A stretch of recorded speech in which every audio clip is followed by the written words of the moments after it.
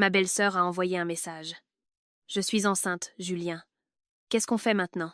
Pendant 5 secondes, je suis restée figée, puis j'ai répondu au message en son nom. Viens. Ma femme est sortie. Le téléphone de mon mari, Julien, posé sur la table, s'est mis à vibrer sans interruption. Les vibrations étaient courtes, mais fréquentes, comme si quelqu'un attendait une réponse avec une impatience extrême. Musique. J'étais en train de plier quelques brassées de linge fraîchement séchés. Ma main n'avait même pas fini d'arranger la pile sur la table lorsque la lumière de l'écran du téléphone m'a frappé en plein visage. Le nom de l'expéditeur était clairement visible. Chloé, ma belle-sœur. Je n'avais pas l'habitude de fouiller dans le téléphone de mon mari. Durant nos 6 années de mariage, j'avais toujours cru que si quelqu'un voulait cacher quelque chose, je ne trouverais rien, même en cherchant partout. Mais pour une raison quelconque, cette fois, mon cœur battait plus fort que d'habitude, comme si un mauvais pressentiment s'était glissé dans mes pensées. J'ai doucement touché l'écran. Un seul message court est apparu, mais il a suffi à paralyser tout mon corps. « Je suis enceinte, Ju. Comment veux-tu qu'on fasse ?» J'étais abasourdie. Pas pour 1 ou 2 secondes, mais pour plusieurs secondes qui m'ont paru si longues que j'entendais les battements de mon propre cœur. Mes oreilles bourdonnaient, ma gorge était sèche et la main qui tenait le téléphone tremblait légèrement. De la salle de bain, le bruit de l'eau qui coulait continuait. Julien sifflotait même doucement. Une habitude paisible après une journée de travail épuisante. Ce son, qui m'était habituellement si familier, était maintenant devenu assourdissant. Ici, à l'extérieur, tout s'effondrait, et il ne se doutait encore de rien. J'ai dégluti avec difficulté. J'ai fait glisser mon doigt sur l'écran pour voir les conversations précédentes. Ce n'était pas le seul message. Au-dessus, il y avait une longue liste de conversations que je n'avais jamais vues. « Tu me manques tellement, Ju. La nuit dernière, je n'ai pas pu dormir. Si seulement je n'avais pas épousé un autre. » Chaque mot, chaque phrase, était comme une petite aiguille qui me piquait droit dans les yeux. Il n'y avait plus besoin de deviner, plus besoin de me consoler avec des excuses. Tout était si clair et si cruel. Je pensais que j'allais pleurer, que j'allais faire irruption dans la salle de bain, défoncer la porte et exiger une explication. Mais non, je n'ai pas pleuré et je ne me suis pas mise en colère. Pour une raison quelconque, à ce moment-là, je suis devenue complètement calme, avec le calme de quelqu'un qui vient de tomber au fond d'un gouffre et qui réalise qu'au fond, il n'y a plus rien à perdre. J'ai regardé attentivement une dernière fois le message « Je suis enceinte, Ju ». Puis, lentement, mot par mot, j'ai tapé la réponse. « Viens, ma femme est sortie ». J'ai tapé très lentement. Pas une seule faute de frappe. Mon doigt s'est arrêté un instant au-dessus du bouton d'envoi, puis j'ai appuyé. Le message est parti instantanément. Mon cœur s'est mis à battre plus fort, mais mes pensées, étrangement, sont devenues claires comme du cristal. Je ne voulais pas entendre d'explication. Je ne voulais plus deviner. Je voulais seulement voir la vérité de mes propres yeux. Pris en flagrant délit, face à face. J'ai remis le téléphone à sa place, exactement comme il était, comme si personne ne l'avait jamais touché. Tout devait paraître identique à avant que je ne découvre quoi que ce soit, sans laisser la moindre trace. Le bruit de l'eau dans la salle de bain ne s'était toujours pas arrêté. Julien devait encore profiter confortablement de son petit moment à lui, sans se douter que dans quelques minutes, tout allait changer radicalement. Je me suis levée, je suis allée dans la chambre, j'ai ouvert l'armoire et j'ai pris un manteau léger. Ma main tremblait encore légèrement, mais chacun de mes mouvements semblait étrangement déterminé. J'ai pris mon sac et je suis passée devant la porte de la salle de bain quand Julien a demandé « Où vas-tu, ma chérie ?» Sa voix était encore normale, et semblait même détendue. « Je sors acheter 2 ou 3 trucs. » ai-je répondu, en m'efforçant de garder ma voix la plus naturelle possible. « Oh, fais attention à toi, d'accord ?» a-t-il dit. Un message habituel qu'il me disait tous les jours. Avant, cela me remplissait de chaleur, mais maintenant, en entendant ces mots, je ne ressentais que du froid. J'ai ouvert la porte, je l'ai refermée lentement derrière moi. L'ascenseur descendait étage par étage. J'étais dedans, regardant mon visage se refléter sur la porte métallique. Mon visage était le même, rien n'avait changé, mais l'éclat de mes yeux était différent. Ce n'étaient plus les yeux d'une femme qui faisait confiance à son mari, mais ceux de quelqu'un qui était prêt à affronter la vérité. Je suis arrivée au rez-de-chaussée. Je suis sortie, mais je ne suis allée nulle part. Je me suis cachée dans un coin reculé, d'où je pouvais clairement surveiller l'entrée de l'immeuble. Le vent de l'après-midi soufflait doucement, mais je n'avais pas froid. Je sentais juste quelque chose se tendre en moi. Ce n'était pas une douleur bruyante, mais un sentiment lourd et refoulé, comme un orage qui se prépare. Je ne savais pas ce que j'allais voir, Mais une chose était sûre. Aujourd'hui, tout allait se terminer. Soit pour eux, soit pour moi. J'étais là, dans ce coin caché du hall d'entrée, à regarder les fenêtres des appartements éclairés. Mes pensées se sont soudainement mises à tourbillonner. Il y a des choses que nous ne réalisons que lorsqu'elles sont sous nos yeux, que tous les signes étaient là depuis longtemps. C'est juste nous qui fermions délibérément les yeux. Et en attendant l'arrivée de Chloé, c'est comme si j'étais revenue au début de notre mariage, à l'époque où je croyais avoir choisi la bonne personne, la bonne famille et le bon endroit pour jeter l'ancre pour toujours. Julien et moi étions mariés depuis 6 ans. 6 ans, ce n'est pas très long, mais c'est suffisant pour qu'une femme mette toute sa confiance dans un mariage. Quand je l'ai épousé, tout le monde disait que j'avais de la chance. Julien n'était pas le genre d'homme à faire des compliments habiles, et encore moins à dire des mots doux qui font fondre les femmes. Mais il avait une aura calme, mature et bienveillante, qui donnait facilement un sentiment de sécurité aux autres. Il avait un travail stable, n'aimait pas traîner dans les bars, ne jouait pas aux jeux d'argent, ne courait pas ostensiblement après les femmes, et sa vie était plutôt ordonnée. Aux yeux de la famille élargie, Julien était presque le modèle du mari idéal pour beaucoup de femmes. Et à l'époque, je pensais simplement que le bonheur d'une femme ne se mesurait pas au fait d'épouser un homme très riche ou beau parleur, mais de trouver un homme qui sait comment vivre correctement. Les premières années, notre mariage semblait en effet très paisible de l'extérieur. Notre appartement n'était pas luxueux, mais nous avions tout ce dont nous avions besoin. Nous mangions 3 fois par jour, travaillions le matin et étions ensemble le soir. Julien était effectivement silencieux, mais il ne m'a jamais mise dans l'embarras devant les autres. À chaque événement familial, tout le monde me complimentait sur la chance que j'avais d'avoir un mari si calme. Une tante a dit un jour en plaisantant à moitié « Cette Sophie a vraiment bien choisi ». Julien était déjà mature dans son enfance. Pas comme les autres garçons dehors. Chaque fois que j'entendais cela, je souriais simplement. À l'époque, je croyais vraiment que ma vie continuerait à se dérouler paisiblement ainsi. Dans la famille de mon mari, en plus de Julien, il y avait un frère cadet, Luc. Luc était de quelques années plus jeune que Julien, et son caractère était instable. Quand il était dans un état normal, ses paroles étaient sensées, mais parfois il se mettait en colère sans raison, jetait des objets, ou restait assis en silence pendant des heures sans dire un mot. Ma belle-mère, Isabelle, disait toujours que Luc avait une vie difficile. Depuis son enfance, son système nerveux était fragile, et à l'âge adulte, la pression du travail n'a fait qu'empirer les choses, rendant son esprit instable. Toute la famille cédait toujours à Luc, avec un mélange de pitié et de retenue. Chaque fois que Luc avait une crise, c'était Julien qui tentait le plus souvent de le calmer. C'est peu, être pour cela que Julien paraissait encore plus exemplaire et responsable aux yeux de tous. Puis, il y a 3 ans, toute la famille a été bouleversée lorsque Luc a présenté Chloé. Je me souviens encore très bien de notre première rencontre. Chloé portait alors une robe couleur crème. Ses cheveux étaient attachés bas. Son visage était magnifique, sa parole douce, mais son regard était très vif. Ce n'était pas le type de fille innocente et naïve, mais le genre de femme consciente de sa beauté, qui sait qu'elle est attirante et qui sait exactement ce que les gens autour d'elle pensent d'elle. Toute la famille était stupéfaite.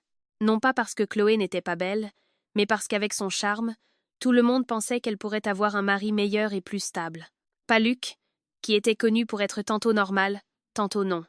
Ce jour-là, alors que j'aidais à laver les fruits dans la cuisine, une parente de mon mari m'a chuchoté à l'oreille. Bizarre, non? Cette fille a l'air si rusée. Pourquoi voudrait-elle de Luc? Je n'ai pu esquisser qu'un sourire amer. Je ne savais pas quoi répondre. Mais honnêtement, à ce moment-là, je trouvais aussi cela étrange. Chloé n'était pas le genre de femme à épouser un homme aussi instable que Luc sans raison particulière. C'est juste qu'à l'époque, je n'y avais pas réfléchi plus profondément.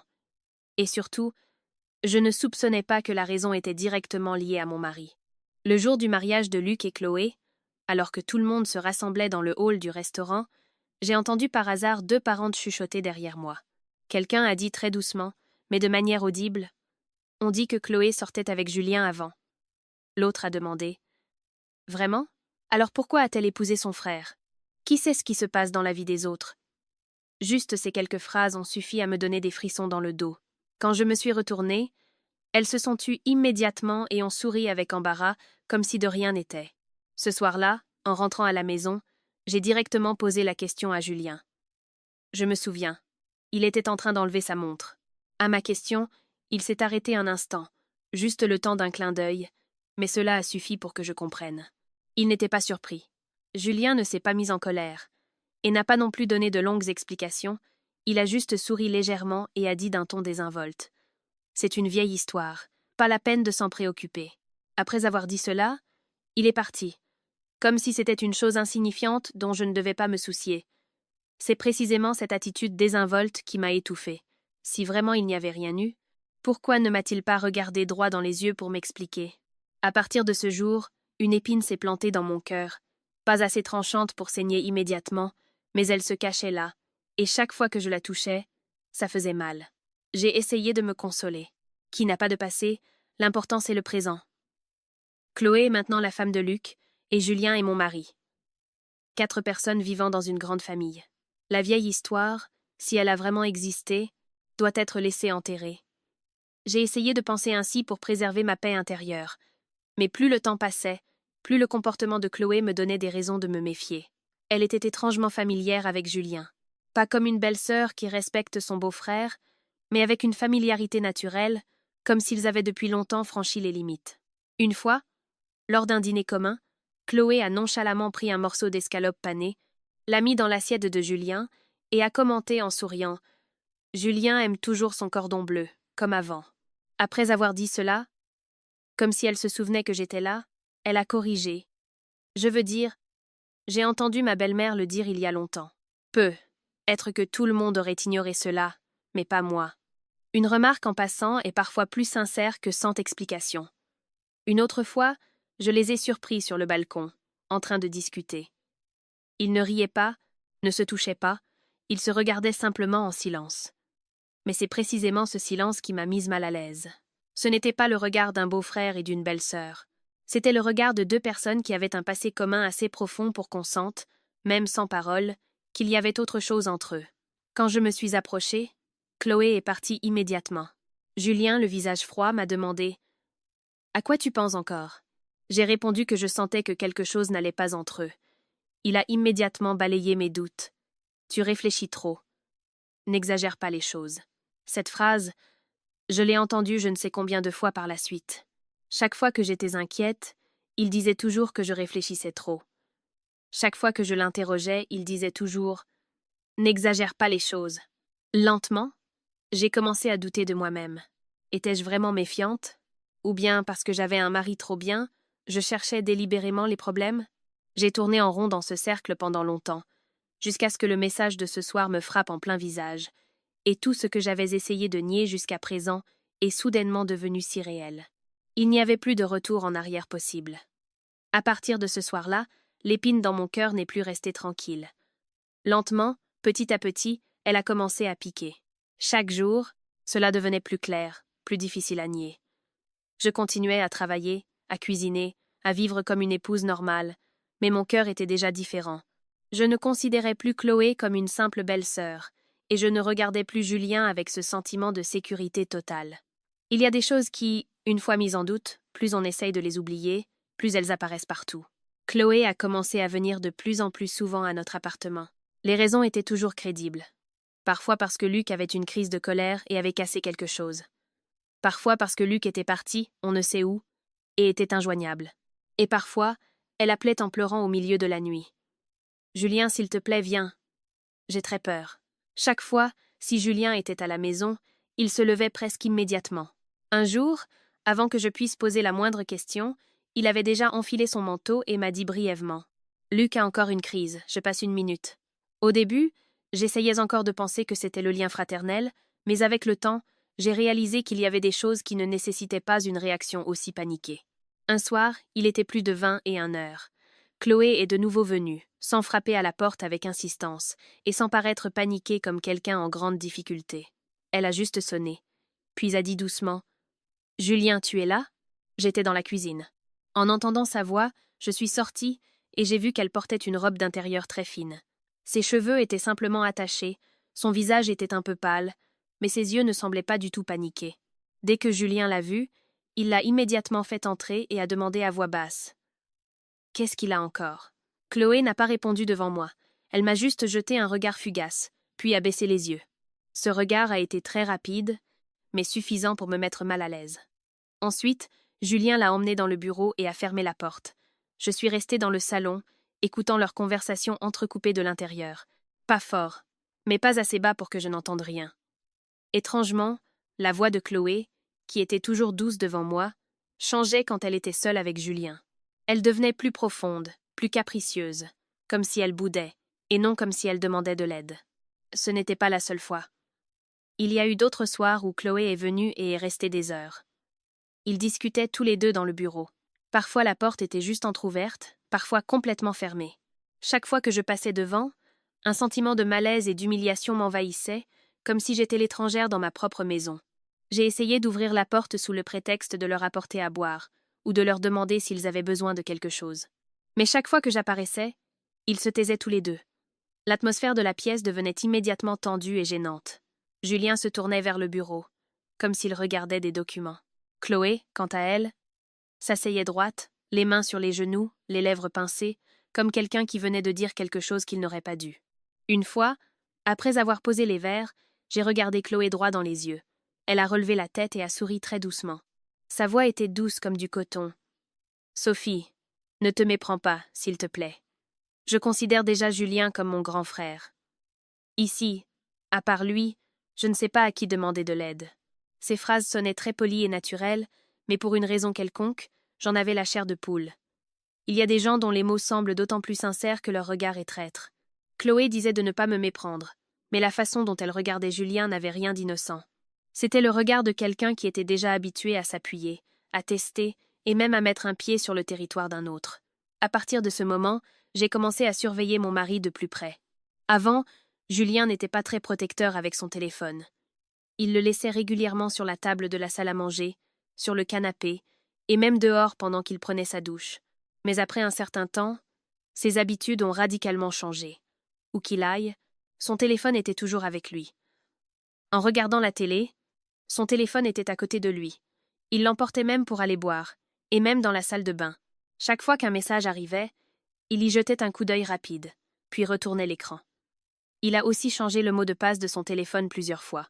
Une fois, quand j'ai pris son téléphone par hasard pour regarder l'heure, il m'a immédiatement demandé « Si tu as besoin de quelque chose, dis-le-moi, ne touche pas à mon téléphone. » Sa phrase semblait normale, mais la façon dont il l'a dite m'a fait me sentir comme une étrangère.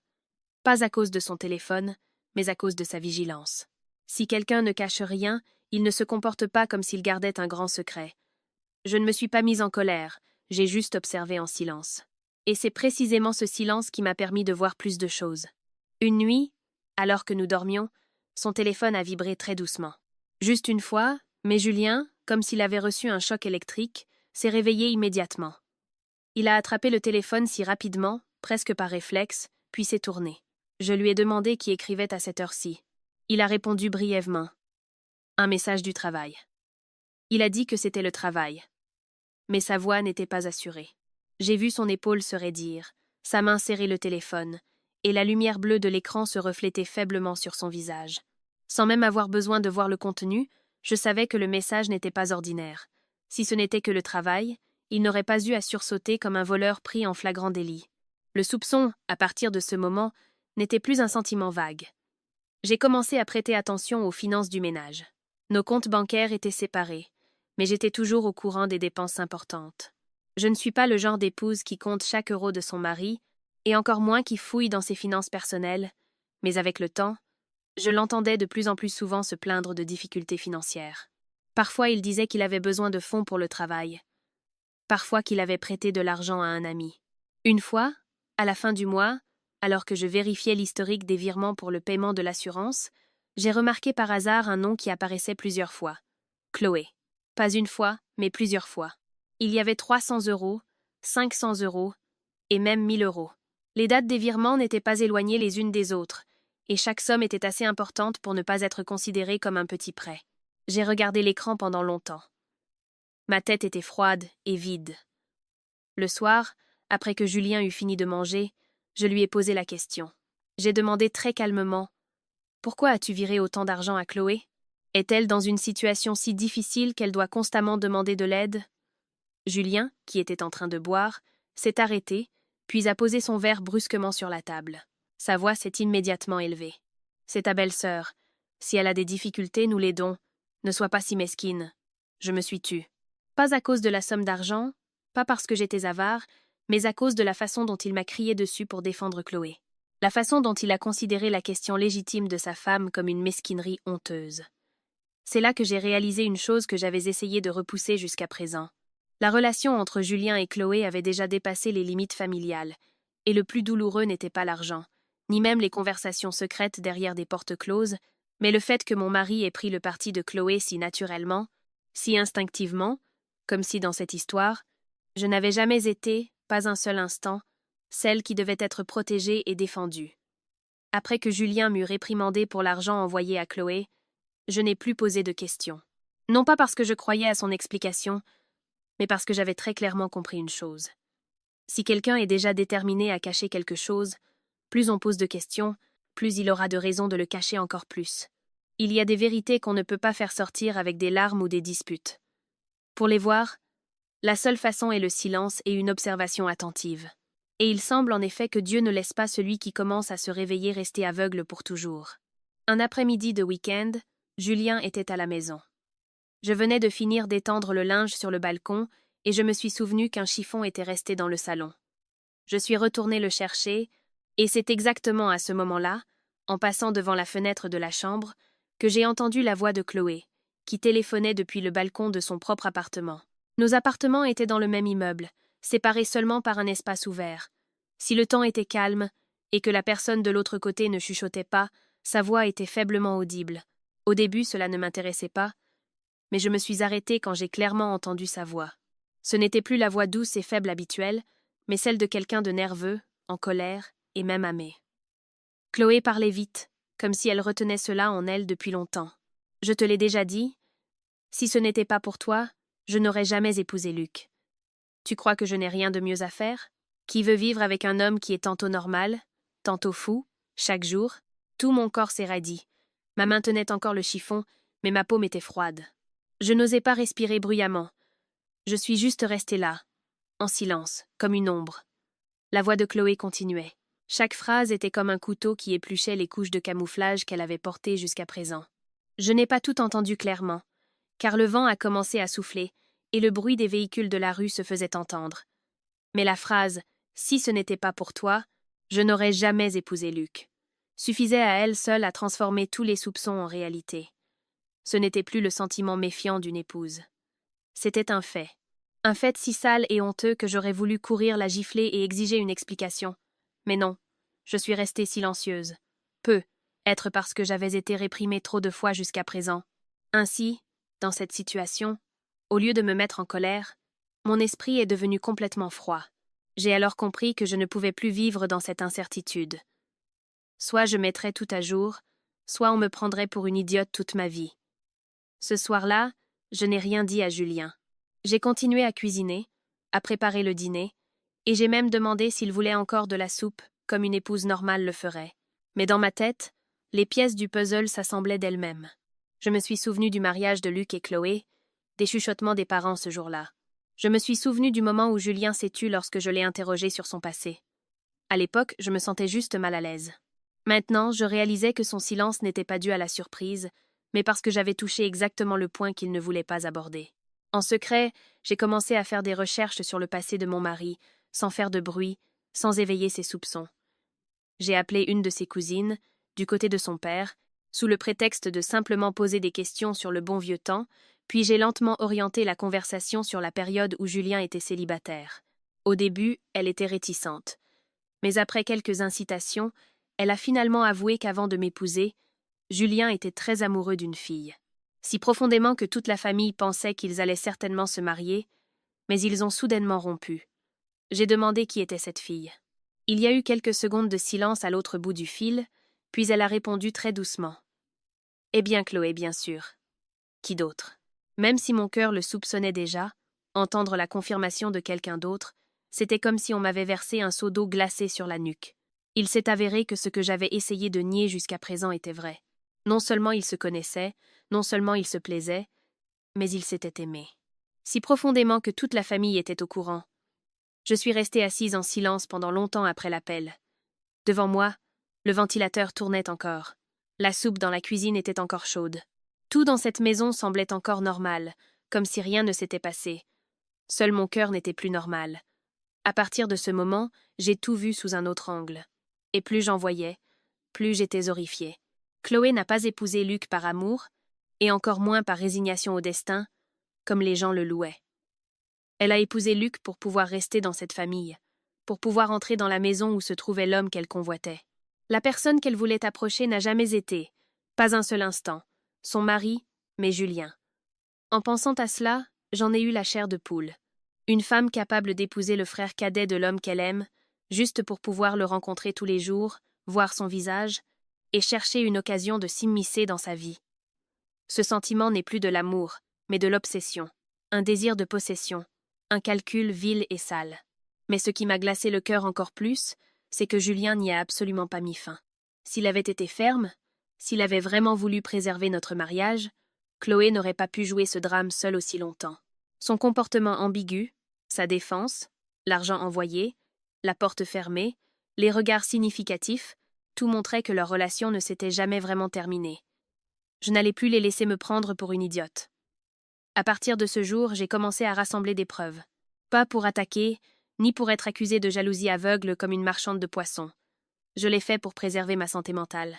J'ai noté les heures d'arrivée de Chloé, j'ai sauvegardé les reçus de virement de Julien, j'ai photographié l'écran de son téléphone lorsqu'il s'allumait à cause d'un message entrant, puis qu'il le retournait vivement.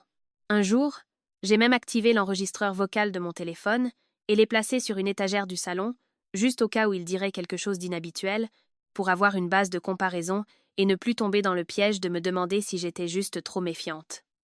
De plus, après quelques réflexions, j'ai installé une petite caméra dans le salon, un modèle très compact, caché dans le coin d'une vitrine. Ma main tremblait en le faisant. C'était un sentiment amer. Quelle femme veut transformer sa propre maison en un endroit où elle piège son mari et sa belle-sœur? Mais je n'avais pas d'autre choix. Je savais pertinemment que pour gagner, je ne pouvais pas me fier uniquement à mes sentiments. Il fallait quelque chose de tangible, de froid, d'indéniable, et tout ce que j'avais préparé en secret a finalement culminé dans le message de ce soir. La phrase « Je suis enceinte, Jus. Comment veux-tu qu'on fasse ?» Ce n'était plus un coup de poignard soudain. C'était le dernier clou qui fermait toutes les portes de la défense. Après tout ce que j'avais entendu, tout ce que j'avais découvert, tout ce que j'avais assemblé moi-même, ce message était la preuve la plus réelle que la relation de Julien et Chloé avait depuis longtemps dépassé toutes les limites. Et cette fois, je n'allais pas les laisser me dire encore une fois que je réfléchissais trop. Le message était envoyé, et les preuves étaient si évidentes qu'il n'y avait plus de place pour le déni. Mais dans le hall de l'immeuble, chaque seconde qui passait ressemblait à un après-midi de saison des pluies. J'étais cachée derrière un pilier près de la porte vitrée. Mes yeux ne quittaient pas la zone devant le bâtiment. Les gens allaient et venaient comme d'habitude. Quelques scooters sont passés, un livreur est entré précipitamment dans l'ascenseur. Du terrain de jeu dans le coin du hall, on entendait encore des rires joyeux d'enfants. Seul moi avait l'impression que tout l'espace et le temps avaient ralenti, de manière si étouffante que chaque respiration semblait difficile. J'ai alors vraiment compris qu'attendre que la vérité soit révélée est beaucoup plus douloureux que de soupçonner. Le soupçon, c'est comme être tailladé petit à petit avec un couteau. Alors que cette attente, c'est comme se tenir en silence et regarder quelqu'un s'approcher de vous avec un couteau à la main sans pouvoir l'esquiver. Je ne regardais pas souvent ma montre, mais dans mon cœur, je comptais chaque minute. 5 minutes, 7 minutes, 10 minutes. Je ne savais pas où était Chloé maintenant, ce qu'elle pensait. Avait-elle peur? Était-elle inquiète? Ou bien dans sa tête, n'y avait-il qu'un seul but, se précipiter vers l'homme qu'elle croyait attendre à la maison? Rien que cette pensée me serrait la gorge. Environ 15 minutes plus tard, un taxi argenté s'est arrêté devant le hall. Mon cœur battait si fort. J'avais l'impression qu'on pouvait l'entendre. La portière de la voiture s'est ouverte, et c'est bien Chloé qui en est sortie. Elle n'était pas habillée élégamment, comme lors des événements familiaux, et n'avait pas non plus l'apparence douce de la bonne belle-fille. Chloé portait une robe d'intérieur de couleur pâle, couverte d'un manteau léger. Ses cheveux étaient simplement attachés. Son visage était pâle, ses lèvres pincées. Dans une main, elle tenait un sac. L'autre était inconsciemment posé sur son ventre. Sa démarche était pressée et incertaine, comme celle d'une personne à l'esprit confus. Rien qu'en la regardant, je savais que je ne m'étais pas trompée. Si ce n'était pas Julien qui avait envoyé le message, s'il n'y avait rien entre eux, Chloé ne serait pas venue si vite, n'aurait pas rappelé pour confirmer. Elle n'a pas hésité et n'a même pas pensé à attendre. Elle était si sûre que c'était Julien qui avait envoyé le message. Et cette certitude a été le plus grand coup pour moi. Après avoir payé le taxi, Chloé est immédiatement entrée dans le hall, la tête baissée. Elle marchait si vite qu'elle a failli heurter une mère qui tenait son enfant.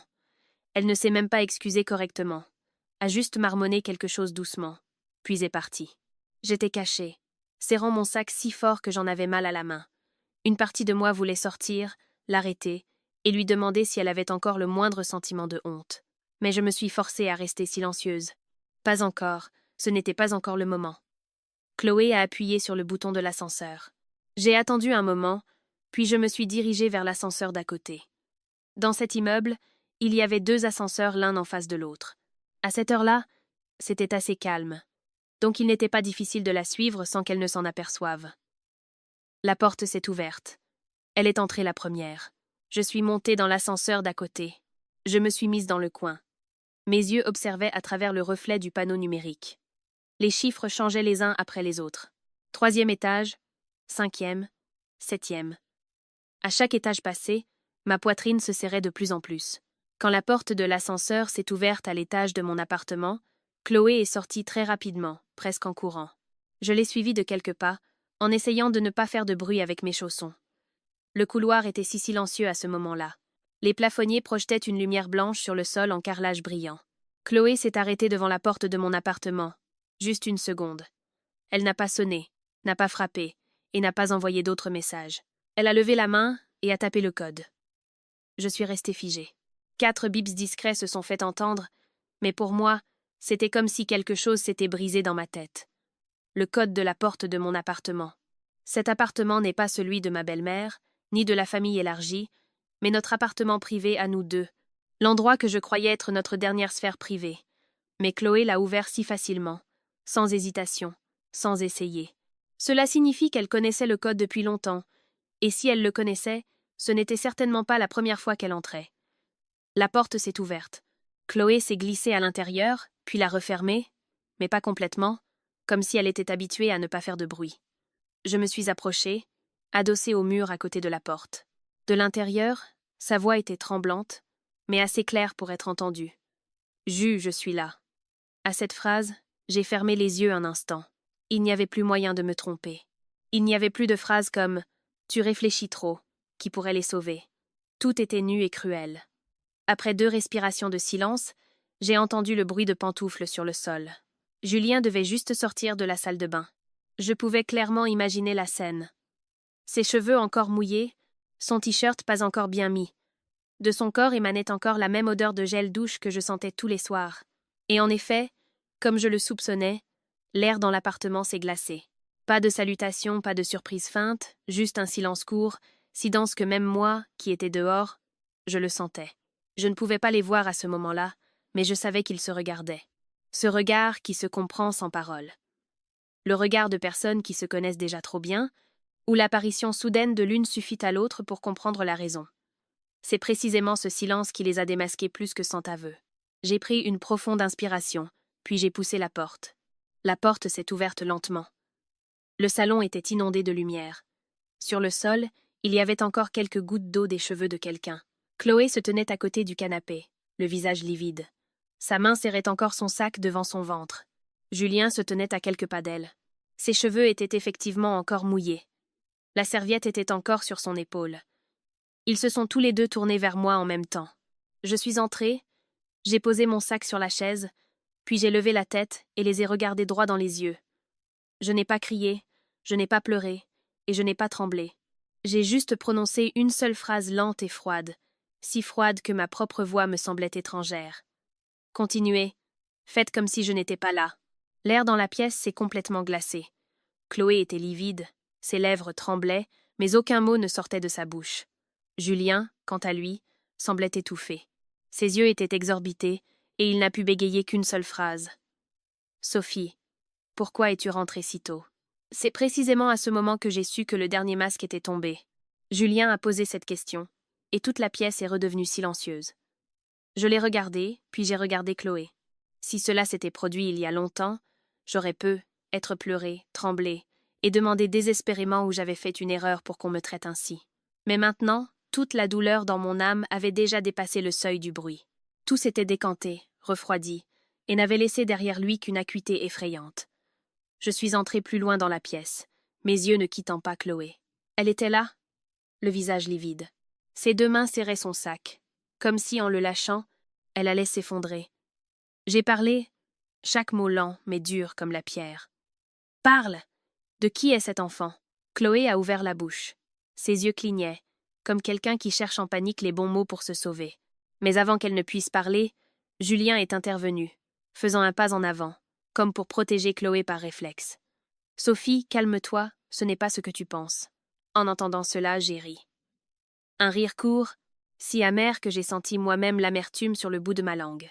« Ce n'est pas ce que je pense, » ai-je répété, en le regardant droit dans le visage. « Donc, vous êtes tous les deux dans ma maison. Elle vient de t'appeler par ton prénom, elle est entrée sans frapper. Elle a ouvert la porte avec le code, comme si c'était sa propre maison. À quoi ça sert? De jouer la comédie ?» Julien s'est tu. Son visage est rapidement passé du pâle au rigide. Je savais qu'il essayait difficilement de concocter une histoire pour que cette situation n'ait pas l'air trop sale. Mais plus je le voyais ainsi, plus j'étais dégoûtée. J'avais vécu avec un tel homme jusqu'à présent. Un homme qui, même pris en flagrant délit, est capable d'ouvrir la bouche et de dire « Ce n'est pas ce que tu penses ». À ce moment-là, Chloé s'est soudainement agenouillée, s'effondrant au milieu du salon, ses larmes coulaient à flots, sa voix était étranglée. « Sophie, Sophie, s'il te plaît, écoute-moi. Je te demande pardon. » J'ai été un peu surprise. Pas par pitié, mais par la rapidité avec laquelle elle s'est agenouillée. Ses pleurs étaient si convaincants, exactement comme ceux de quelqu'un qui est habitué à utiliser les larmes comme un raccourci. Je l'ai regardée pendant quelques secondes. Chloé est vraiment belle. Elle sait comment adoucir sa voix. Elle a une aura de fragilité qui fait facilement fondre les hommes. Mais maintenant, si on regarde de plus près, ces larmes n'étaient pas des larmes de repentir, mais les larmes d'une personne acculée. J'ai dit froidement « Tu demandes pardon. Pourquoi ? Parce que tu as accidentellement envoyé un message à mon mari pour lui dire que tu étais enceinte ? Accidentellement, tu es venu ici dès que tu as eu une réponse ? Accidentellement, tu connais le code de ma maison ? Tu me prends pour une idiote ? » Chloé serrait son ventre, pleurant à chaudes larmes. « Je ne voulais vraiment pas ça. Je ne voulais pas. » J'ai coupé court. Chaque mot tranchait comme un couteau. « Tu ne le voulais pas, mais tu es quand même monté dans le lit de mon mari. Tu ne le voulais pas, mais tu as quand même maintenu une relation secrète dans mon dos. » Tu dis cette phrase sans honte. Être à cause de ma voix glaciale, Julien a commencé à perdre son calme. Il s'est écrié, sa voix grondait. « Sophie parle poliment. » Poliment ? Je me suis immédiatement tournée vers lui. Ces deux mots étaient comme de l'essence versée sur un feu qui couvait depuis longtemps. Je me suis approchée de lui d'un pas, si près que je pouvais voir les gouttes d'eau pas encore séchées dans ses cheveux. « Tu dis que je dois être polie ?» Ai-je appuyé chaque mot. « Celui qui couche avec sa belle-sœur dans le dos de sa femme, c'est toi. Celui qui amène sa maîtresse dans sa propre maison, c'est toi. Celui qui me laisse être trompée pendant des années comme une idiote, c'est aussi toi. Mais maintenant, c'est moi qui dois être polie ?» Julien a ouvert la bouche, mais n'a rien pu dire. Je ne lui ai pas donné l'occasion de continuer à esquiver. J'ai pointé du doigt Chloé, puis je l'ai regardée fixement. « Tu la protèges autant que ça. Si c'est le cas, dis-le. L'enfant dans son ventre est le tien. » Dès que la question a été posée, tout l'air de la pièce a semblé être aspiré. Chloé a relevé la tête, stupéfaite. Julien est resté figé. Ses yeux clignaient rapidement. Puis il a détourné la tête, n'osant pas me regarder droit dans les yeux. Juste un instant, mais ce mouvement d'esquive a donné une réponse plus claire que n'importe quel aveu. S'il était innocent, il serait en colère, il nierait, il taperait sur la table et m'insulterait. Mais non, il était silencieux. Le silence d'un homme lâche, sale et coupable. Ma tête tournait, mais mon cœur était glacial. Il s'est avéré qu'à ce stade, ce n'est plus le soupçon qui tue, mais la certitude. Chloé a soudainement commencé à pleurer plus fort. Elle s'est penchée en avant, une main serrant son ventre, l'autre s'appuyant sur le sol. « Je ne voulais pas ça. Vraiment, je ne voulais pas, » sanglotait-elle. Sa voix était tremblante et rapide. « Mais je ne peux pas le laisser. Je ne peux pas le quitter. » J'ai retenu mon souffle un instant. « Je ne peux pas le quitter. » Cette phrase a résonné au milieu de la pièce lumineuse. Dans l'odeur de gel douche qui émanait encore du corps de mon mari, au milieu du spectacle honteux que je venais de voir, et cela a tout confirmé. Il n'y avait pas besoin de test ADN, pas besoin d'autres messages. Cette phrase seule suffisait à les démasquer tous les deux. J'ai regardé Chloé, puis Julien. L'une était agenouillée à mes pieds, pleurant comme une victime. L'autre se tenait devant moi. Son dos était droit, mais son regard était déjà confus. J'ai soudainement eu très envie de rire. Mes 6 années de mariage se sont avérées être ruinées par 2 personnes qui se tenaient dans ce salon. L'une si éhontée qu'elle a épousé le frère de son ancien amant juste pour être près de lui. L'autre si lâche qu'il m'a trompée, mais jouait encore le bon mari tous les jours. J'ai pris une profonde inspiration très lentement, puis j'ai prononcé une phrase douce, mais si froide qu'elle les a fait se taire tous les deux. Vous avez enfin montré à quel point j'étais stupide jusqu'à présent. Je venais de finir de parler quand un bruit fort s'est fait entendre de la porte d'entrée. Comme si quelqu'un ne frappait plus patiemment, mais poussait la porte brutalement. Moi, Julien et Chloé nous sommes retournés en même temps, stupéfaits. Et la seconde suivante, Luc se tenait à la porte. Son visage était rouge, ses yeux brûlaient, sa respiration était haletante, comme quelqu'un qui avait couru ici avec toute sa colère et sa haine. Dès que Chloé a vu son mari, son visage est devenu encore plus pâle. Elle a reculé d'un demi-pas par réflexe. Sa main serrait encore plus fort son ventre. Julien était pétrifié. La panique sur son visage n'était plus dissimulable cette fois. Avant que je puisse me demander pourquoi Luc pouvait être là à cette heure-ci, il a grondé, chaque mot filtrant entre ses dents. « Je sais tout maintenant. Vous croyez que vous pouvez me mentir éternellement ?» Cette phrase est tombée comme une grosse pierre au milieu de la pièce, qui est tombée sur une surface d'eau calme, créant de nombreuses vagues. Non seulement à cause de l'apparition de Luc, mais aussi à cause du ton de sa voix, qui était maintenant complètement différent de l'image instable et confuse que la famille de mon mari avait peinte de lui jusqu'à présent. Pas de regard vide, pas de confusion, pas de mots bégayés. Devant moi se tenait maintenant un Luc si lucide qu'il m'en a donné la chair de poule. Est supérieur à musique, est supérieur à Julien a réagi le premier, mais sa réaction n'était pas de la joie de voir son frère arriver, ni même seulement de la surprise. Son visage est devenu livide, sa voix incertaine. « Luc, toi, qu'est-ce que tu fais ici ?» Luc a ri. Un rire court, sec et moqueur. Il est entré plus loin. La porte derrière lui s'est refermée avec un léger clic, mais cela sonnait comme une clé qui fermait toutes les voies de fuite pour les 3 personnes dans la pièce. « Ce que je fais ici ?» a répété Luc, en regardant droit Julien. « Je suis venu voir jusqu'à quand vous voulez encore jouer ce drame bon marché. » Chloé s'est avancée d'un pas en sanglotant. Sa voix tremblait. « Luc, ne fais pas ça, écoute-moi d'abord. » Mais Luc n'a pas regardé sa femme. Ses yeux étaient fixés uniquement sur Julien, comme si l'homme en face de lui n'était plus son frère, mais un ennemi juré. Puis Luc a soudainement sorti une liasse de papiers pliés de sa poche et les a jetés sur la table. Les papiers se sont déployés, glissant sur la surface en verre, et se sont arrêtés juste devant mes yeux. Je me suis penchée. En haut du papier, en lettres grasses, se trouvait le nom d'une clinique de gynécologie. En dessous, des informations sur le prélèvement, l'âge de la grossesse et le code du dossier médical. Et dans la section des conclusions, mes yeux sont restés longtemps fixés sur un chiffre qui semblait déchirer mes pensées. Probabilité de paternité. 99-98%. Je ne me souviens pas si je respirais encore à ce moment-là. Tout mon corps était froid. Même si mon cœur le savait déjà, l'avait déjà vu, l'avait déjà entendu, et avait déjà assemblé lui-même les pièces sales. Mais quand la preuve s'est présentée à moi, sur du papier blanc avec de l'encre noire, sous la forme d'une conclusion froide et sans émotion, c'était comme si un marteau m'avait frappé en pleine poitrine. L'enfant dans le ventre de Chloé était bien l'enfant de Julien. Ce n'était plus une supposition, pas une dispute conjugale, mais un fait tangible. Julien s'est avancé, le visage crispé. « Qui t'a demandé de faire ça ?» a-t-il grondé. Sa voix était un mélange de panique et de colère. « D'où as-tu eu un échantillon ? Qui te l'a demandé ?» Luc l'a regardé. Le coin de ses lèvres s'était tiré en un sourire amer et douloureux.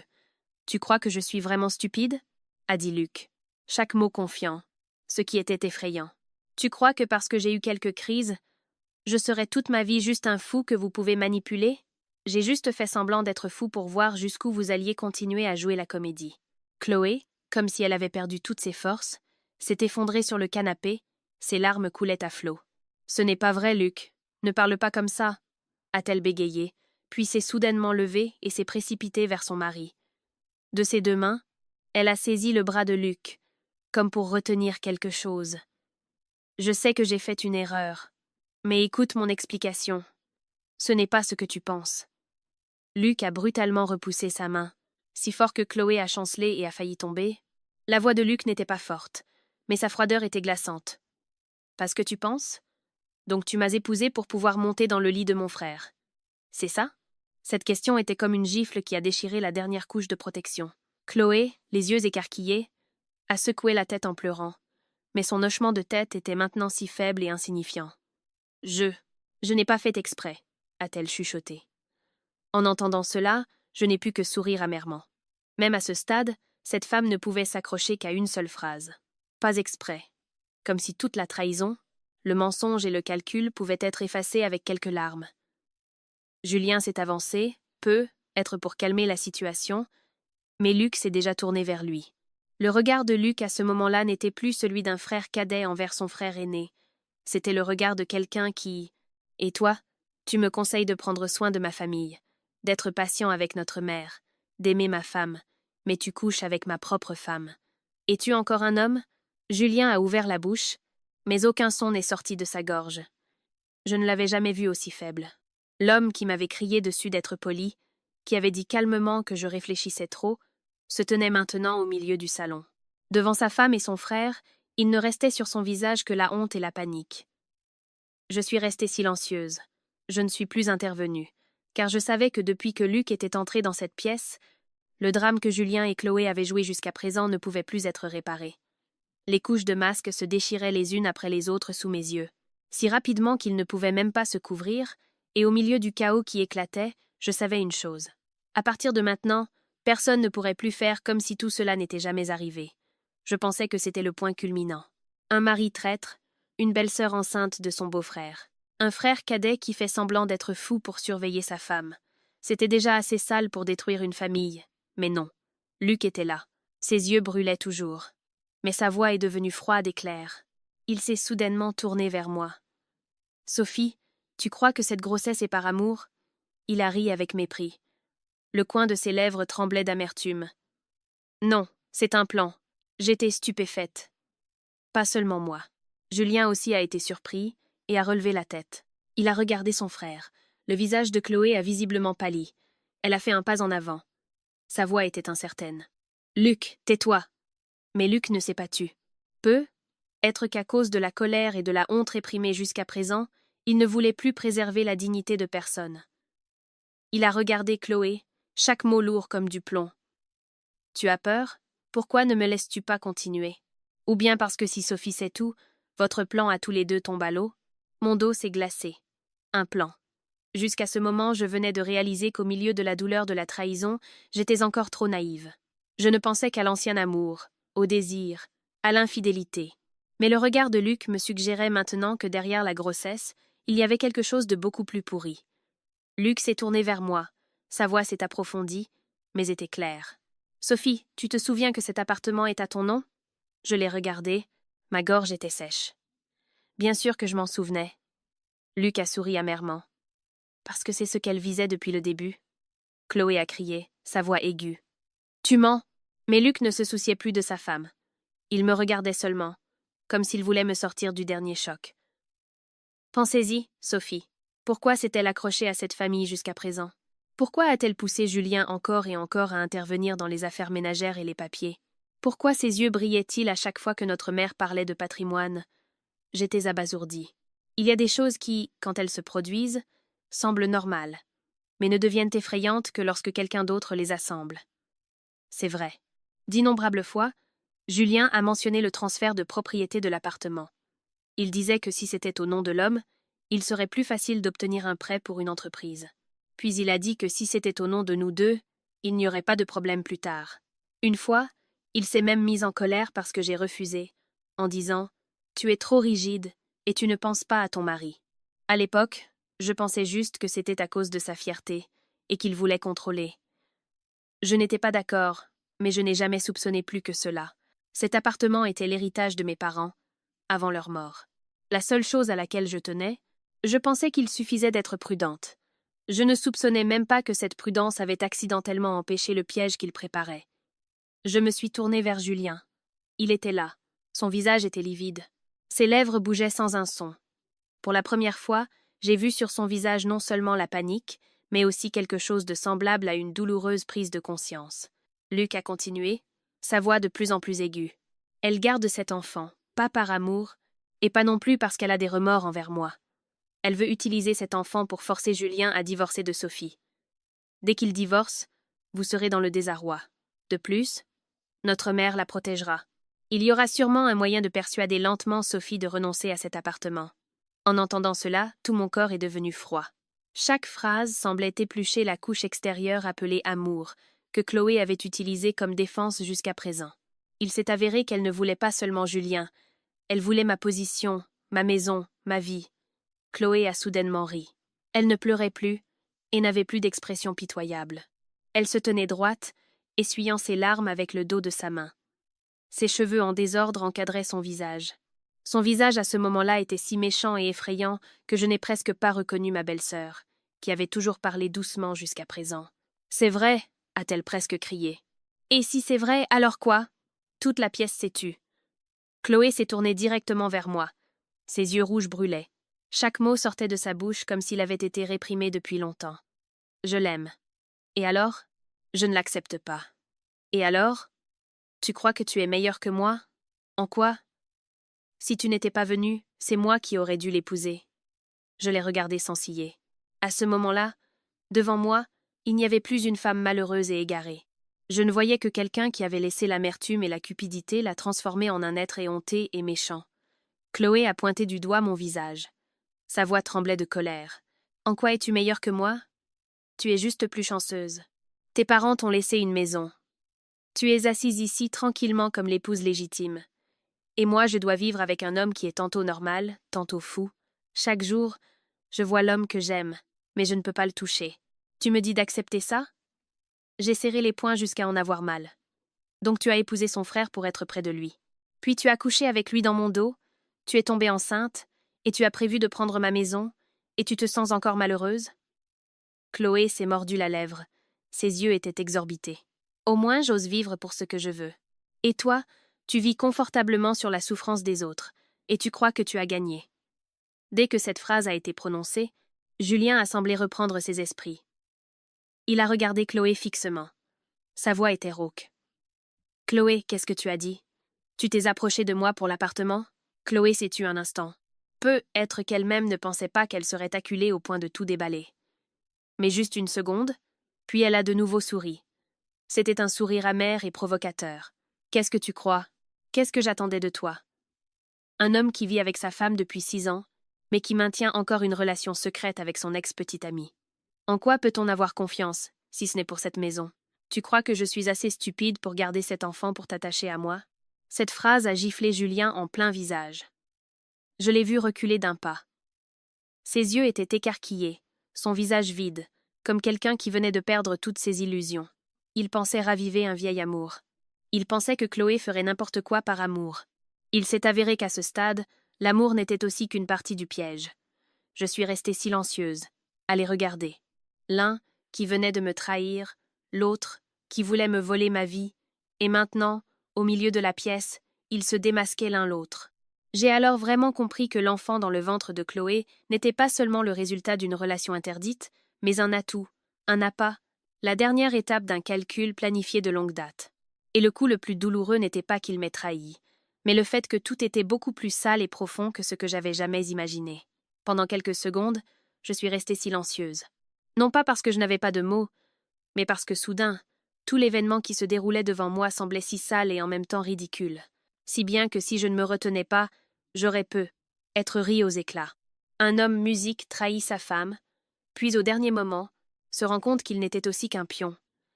Une femme piétine les normes pour entrer dans la maison d'un autre. Maintenant, elle est abandonnée par celui sur qui elle comptait. Et moi, qui ai été trompée pendant des années, je suis finalement devenue la personne la plus lucide au milieu du chaos. J'ai levé la tête, puis j'ai soudainement applaudi une fois, puis une autre. Le son des applaudissements a retenti sèchement dans la pièce silencieuse. J'ai regardé un par un les visages en face de moi.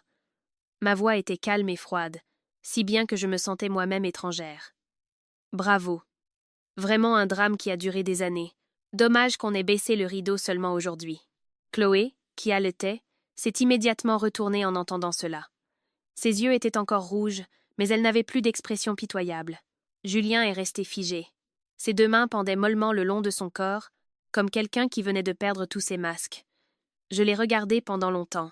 L'homme qui avait autrefois partagé mon oreiller, mangé avec moi à la même table, s'était assis dans cette maison et m'avait donné des conseils sur la famille, la responsabilité et la confiance. Il s'est avéré que tout cela n'était qu'une coquille vide. Je me suis approchée, m'arrêtant exactement à portée de bras de lui. « C'est pour elle que tu m'as trahi ?» ai-je dit lentement. Chaque mot était si clair. « Ça valait le coup maintenant ?» Julien a cligné des yeux, ses lèvres tremblaient. Finalement, il a réussi à bégayer quelques mots. Je ne savais pas qu'elle avait de tels plans. J'ai ri. Ce n'était plus un rire amer, mais un rire froid. Tu ne savais pas, ai-je répété, mes yeux ne le quittant pas. Ou tu ne voulais pas savoir. Tu as couché avec elle? Tu me l'as cachée? Tu lui as envoyé de l'argent? Tu l'as laissé entrer et sortir librement de cette maison. Qu'est-ce que tu lui as promis? Je n'ai pas besoin de tout savoir. Mais à ce stade, tu es encore là, à dire que tu ne savais pas. Tu crois que je crois encore un seul de tes mots? Julien était à court de mots.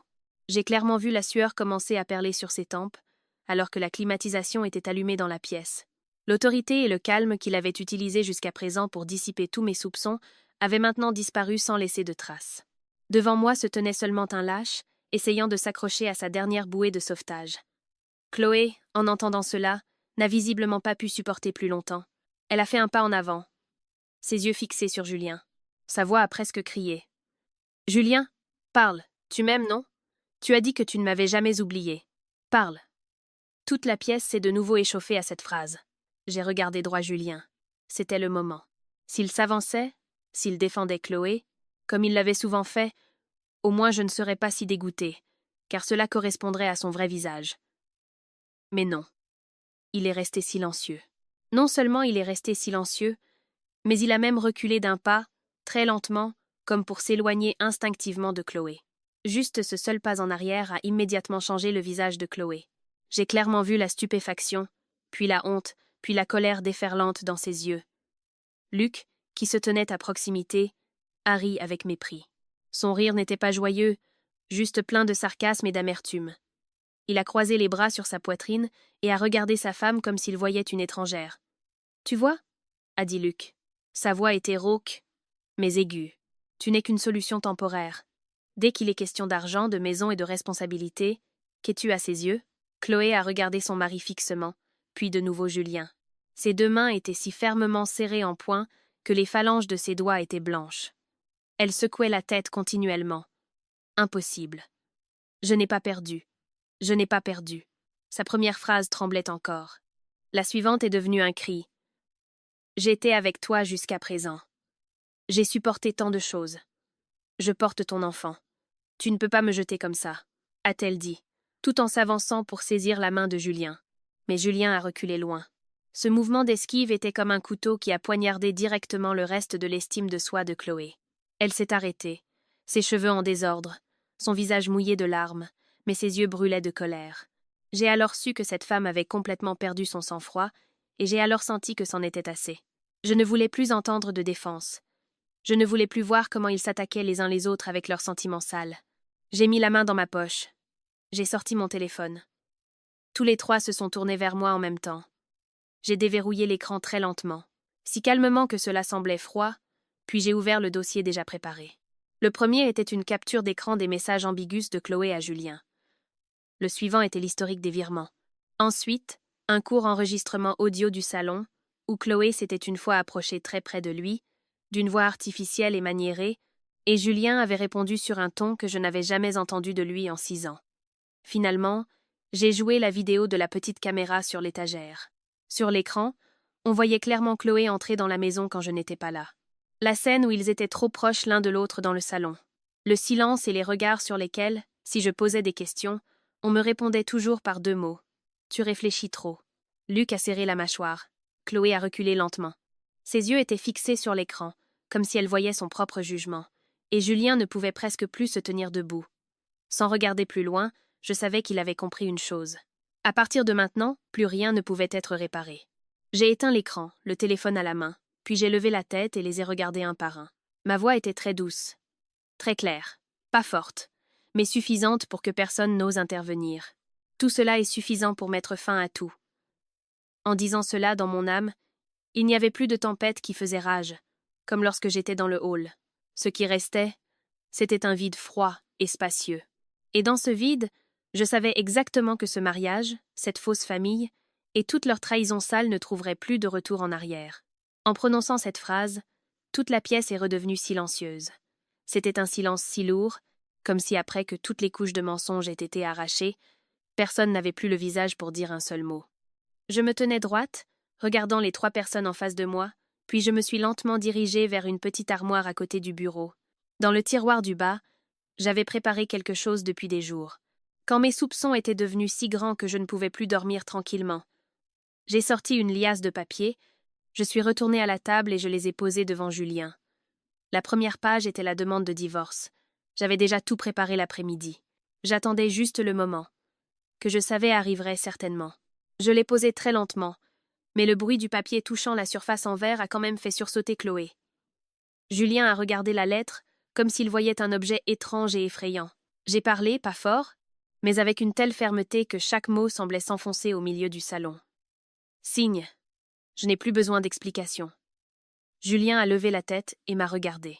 Dans ses yeux, à ce moment-là, il n'y avait plus de défense, mais une véritable panique.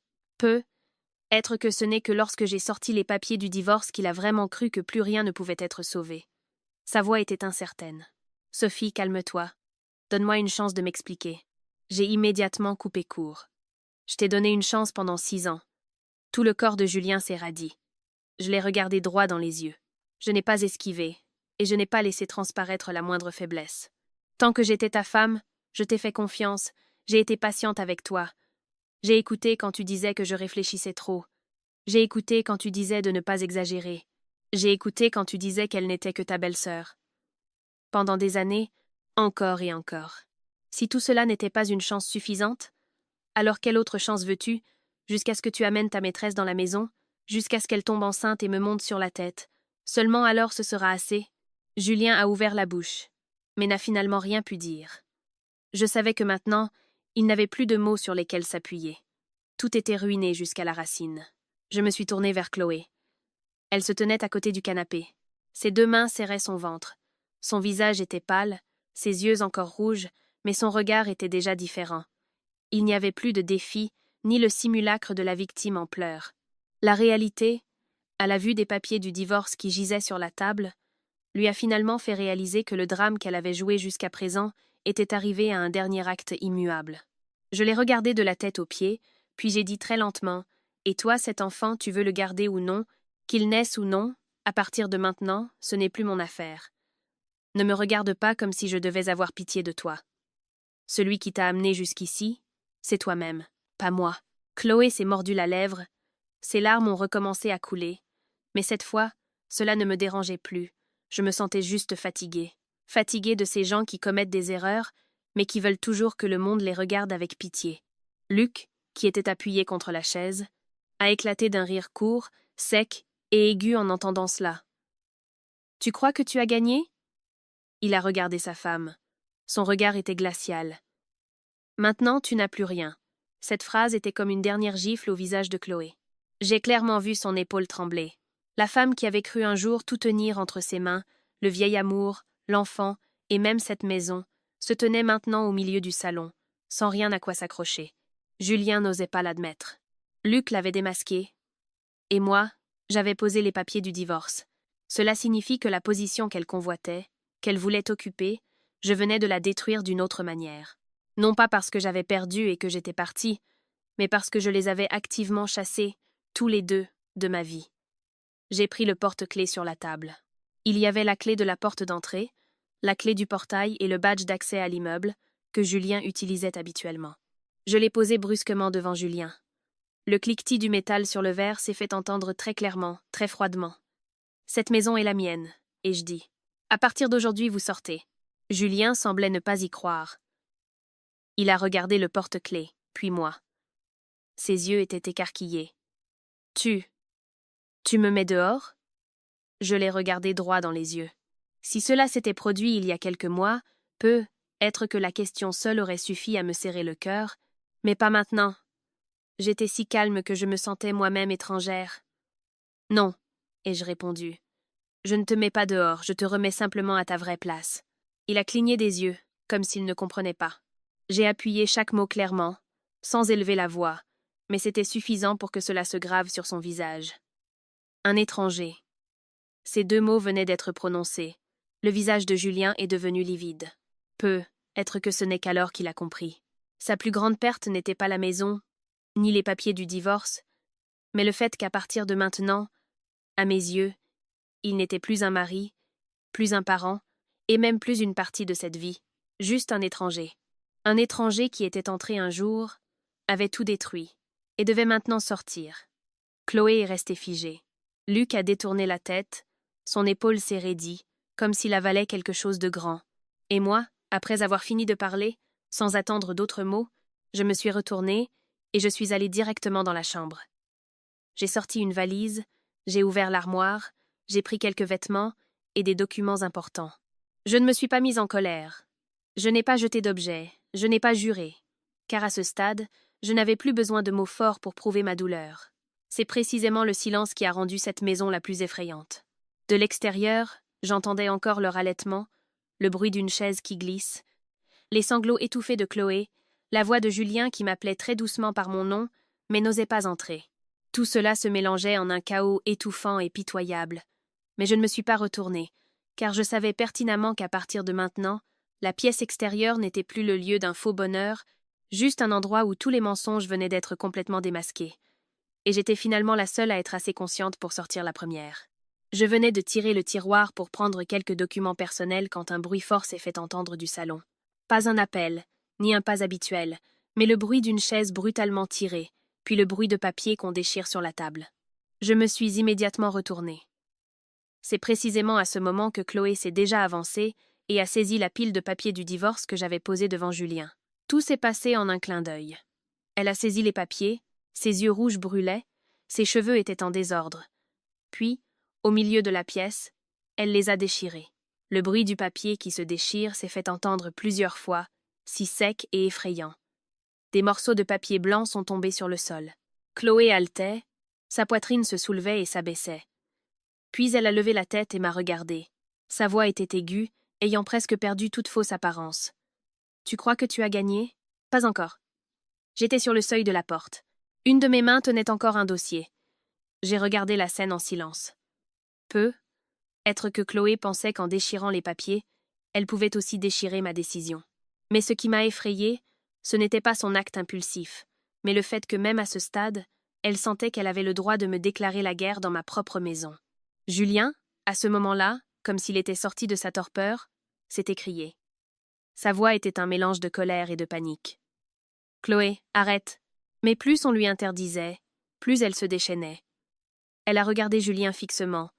Ses larmes trempaient encore son visage, mais son visage était déjà déformé par la colère et la haine. « Maintenant tu as peur, n'est-ce pas ?» Elle a pointé du doigt le visage de Julien. Ses lèvres tremblaient. « Quand tu couchais avec moi, pourquoi n'avais-tu pas peur ? Quand tu me serrais dans tes bras, que tu me faisais des promesses, tu as dit que tôt ou tard tu divorcerais de ta femme. Pourquoi n'avais-tu pas peur ?» Cette phrase était comme une bombe qui a explosé au milieu de la pièce. Même si j'avais déjà entendu et vu les choses les plus sales, mais quand cela est sorti de la bouche de Chloé si simplement, la maison a semblé trembler. Une fois de plus, Julien était livide. Luc a serré les poings jusqu'à ce que les veines ressortent. Et moi, je suis juste restée silencieuse, pour voir clairement chaque couche de leur visage, qu'ils déchiraient eux-mêmes. Chloé a ri en pleurant, le rire d'une personne acculée qui a décidé de ne laisser aucune issue à personne. Elle a fouillé dans son sac, a sorti son téléphone et l'a levé haut. « Tu crois que si tu me jettes dehors, tout sera résolu ?» a-t-elle grondé. « J'ai encore tout ici. Des enregistrements, des messages, des photos. Qu'est-ce que tu m'as dit ? Qu'est-ce que tu as promis ? Tu l'as oublié, mais pas moi. » Puis elle a regardé droit Julien. Sa voix s'est durcie. « Si aujourd'hui je ne peux pas vivre en paix, toute cette famille ne doit pas non plus espérer marcher la tête haute. » Julien, comme si on lui avait versé de l'essence dessus, s'est rapidement avancé. « Donne-le-moi. » Mais Chloé a reculé, serrant son téléphone contre elle. Ils se sont battus tous les deux au milieu de la pièce, à côté de la table. L'un essayait de le prendre, l'autre essayait de le protéger. Halètement, le bruit de meubles qui s'entrechoquent s'est fait entendre. Je n'avais fait que 2 pas quand un claquement a retenti. Le téléphone est tombé sur le sol, a glissé et s'est arrêté à côté du canapé. Son écran était encore allumé. Être que le destin voulait aussi que je voie tout. C'est précisément à ce moment que sur l'écran du téléphone, on voyait clairement une série d'images et de messages, qui n'étaient pas encore verrouillés. J'ai vu des extraits d'une conversation pleine de petits noms, de promesses de rendez-vous à l'hôtel, de messages comme « Attends encore un peu ». Aujourd'hui, je suis mort de ton absence. Puis il y avait une photo prise de côté sur le lit. On y voyait Julien dormir les yeux fermés, tandis que la main de Chloé reposait sur sa poitrine. Il n'était pas nécessaire de regarder de plus près pour savoir que ce n'était pas un cas isolé. C'était une longue et éhontée série d'infidélités. Luc, dès qu'il a vu l'écran, comme s'il avait été frappé par la foudre, a donné un coup de pied dans la chaise à côté de lui. La chaise s'est renversée, heurtant l'armoire avec un grand fracas. « Salaud !» a crié Luc. Sa voix s'est brisée. « Tu as pris ma femme, et tu es encore là. Tu demandes une chance ?» La colère dans ses yeux à ce moment-là n'était plus feinte ou contenue. C'était la honte d'un homme piétiné par son propre frère et sa femme. Je pensais que Luc allait immédiatement frapper Julien. Honnêtement, si cela s'était produit, je n'aurais pas été surprise. Mais non. Luc s'est arrêté. Sa poitrine se soulevait et s'abaissait, puis il s'est soudainement tourné vers moi. Un sourire est apparu sur son visage. Un sourire plus amer que les larmes. « Sophie, vous voyez, n'est-ce pas ?» a-t-il dit sa voix rauque. À leurs yeux. Sophie et moi, nous ne sommes que des boucliers. Sophie est un bouclier pour qu'il puisse être un bon mari, et moi, je suis un mort-vivant qu'elle a emprunté pour entrer dans cette maison. Cette phrase, étrangement, m'a piqué au cœur car elle était vraie. Si vraie qu'on ne pouvait pas la nier. Moi et Luc, deux personnes qui semblaient ne pas être liées, nous avons finalement été forcés dans le même rôle, le rôle des personnes utilisées pour que d'autres puissent jouer leur sale drame amoureux. L'atmosphère de la pièce était en ébullition quand des coups sourds ont soudainement retenti à l'extérieur de la porte. Pas des coups normaux, mais des coups paniqués et urgents. Avant que quiconque ait pu réagir, la porte s'est déjà ouverte. La personne qui est entrée était Isabelle, la mère de Julien et de Luc. Dès qu'elle a vu la scène dans la pièce, elle est restée figée sur le seuil. Une chaise renversée, des morceaux de papier éparpillés, tout le monde le visage pâle ou rouge, et l'air était dense de l'odeur de la sueur, des larmes et de la honte. Avant qu'Isabelle ait pu poser la moindre question, Chloé s'est précipitée vers elle, s'est agenouillée, a serré fermement la jambe d'Isabelle, pleurant à chaudes larmes, comme si elle avait trouvé sa dernière bouée de sauvetage. « Maman, aidez-moi, s'il vous plaît. » Elle a relevé la tête, ses larmes coulaient à flots. Sa voix tremblait, mais était assez forte pour que toute la pièce l'entende. « Je porte votre petit-fils. » Cette phrase musique venait d'être prononcée. La tension dans la maison semblait avoir monté d'un cran. L'air déjà étouffant semblait maintenant si dense que je sentais moi-même comme si on me serrait la poitrine. J'ai regardé Isabelle, attendant de voir comment l'expression d'une mère changerait en entendant ce fait écœurant de la bouche de sa plus jeune belle-fille. Et je savais qu'à partir de maintenant, le problème n'était plus seulement entre nous quatre. « Chloé, je porte votre petit-fils. » Après sa phrase, Isabelle est restée figée pendant quelques secondes. J'ai clairement vu le changement sur son visage. De la stupeur silencieuse, un calcul très rapide a traversé ses yeux, et ce qui m'a donné la chair de poule, c'est qu'après quelques secondes, au lieu de gifler Chloé, ou de pointer du doigt son fils et d'exiger une explication, elle s'est tournée directement vers moi. Ses yeux étaient exorbités, ses dents serrées, et sa voix est sortie si aiguë et amère, comme si elle venait de me cracher au visage. Je le savais, tu es vraiment le genre de femme qui ne sait pas s'occuper de son mari. Je suis restée figée. Plus à cause de l'insulte, mais parce que cette hypocrisie dépassait toutes les limites imaginables. Son fils couche avec sa belle-sœur. Sa belle-sœur est enceinte. Toute cette saleté est révélée dans ma propre maison. Mais la première personne qu'elle blâme, c'est moi. Julien a baissé profondément la tête. Il n'osait regarder personne. Luc, qui se tenait à côté de lui, a soudainement ri aux éclats. Son rire était sec, étrange, et sonnait plus effrayant qu'un cri. Luc a secoué la tête et a regardé sa mère avec une amertume totale. Bravo. Vraiment une mère et un fils solidaires. Isabelle ne s'est pas souciée de son fils cadet. Elle s'est penchée, a relevé Chloé et l'a cachée derrière elle, comme si maintenant, c'était Chloé qu'il fallait protéger. Pas moi, qui avais été trahie dans ma propre maison. La voix d'Isabelle s'est approfondie, mais plus elle devenait profonde, plus on entendait clairement sa nature calculatrice. Cet enfant est du sang de notre famille. Quoi qu'il soit arrivé, Il faut le régler en interne. Il ne faut pas en faire toute une histoire. Ne pas en faire toute une histoire. J'ai entendu ces 4 mots. Et j'aurais tellement ri que j'en aurais eu mal au nez. Il s'est avéré que dans sa tête, la chose la plus effrayante maintenant n'était pas que son fils couche avec la femme de son frère, ni même que cette famille puisse pourrir jusqu'à la racine, mais que ce problème fuite. Elle avait peur de perdre la face, peur que les autres la prennent, peur que le masque de la famille respectable soit arraché. Je l'ai regardé, j'ai demandé lentement, chaque mot tombant comme sur la table. Donc, maman, vous le saviez depuis le début. Cette question a fait taire toute la pièce. Chloé tremblait doucement derrière Isabelle. Julien a relevé la tête, stupéfait, regardant sa mère. Luc a plissé les yeux. Ses lèvres tremblaient, comme s'il retenait une malédiction. Et Isabelle, j'ai clairement vu le moment où elle a été acculée. Ses yeux clignaient rapidement. La main qui tenait Chloé s'est radie. Mais juste une seconde, puis elle a de nouveau relevé la tête. Son obstination est revenue. « Et si je le savais, alors quoi ?» a-t-elle dit. Sa voix était rigide. Les hommes s'égarent parfois. Le grand problème doit être réduit. Le petit problème doit être éliminé. Au lieu de le gonfler jusqu'à ce que nous devenions la risée de tous, à quoi ça sert? En entendant cela, ma main est devenue froide. Luc était visiblement très en colère. Il a claqué les résultats du test ADN sur la table. « Maman, vous appelez ça s'égarer? Que mon frère couche avec ma femme ?» a grondé Luc, ses yeux brûlants de rougeur. « Ou bien parce que ce n'est pas vous qui avez été trompée, vous le prenez à la légère ?» Isabelle, les yeux écarquillés. « Toi, tais-toi. Tes parents parlent. »« Mes parents ?» a ri amèrement Luc. « Quels parents ? Ceux qui encouragent leur belle-fille à garder l'enfant illégitime pour forcer son frère à divorcer pour obtenir une maison. » Dès que cette phrase a été prononcée, Isabelle s'est figée. Je l'ai regardée droit dans le visage. À ce stade, je n'avais plus besoin de deviner comment elle protégerait Chloé. La façon dont elle a immédiatement paniqué à l'idée de garder le secret, la façon dont elle ne se sentait absolument pas honteuse en mentionnant le sang de la famille. Tout cela suggérait clairement que cette femme non seulement le savait, mais qu'elle était aussi complice. Je n'ai plus rien dit. J'ai pris la télécommande, j'ai allumé la télé sur le mur. Tout le monde me regardait. L'écran s'est allumé, reflétant le visage pâle de chacun dans la pièce. J'ai ouvert le dossier vidéo de la petite caméra dans le coin de l'armoire. J'ai cherché l'enregistrement nécessaire, puis je l'ai joué. Au début, on ne voyait que l'image habituelle du salon. Puis, quelques secondes plus tard, Isabelle est entrée dans le champ, assise en face de Chloé. Elle discutait très doucement, mais assez près pour que ce soit enregistré.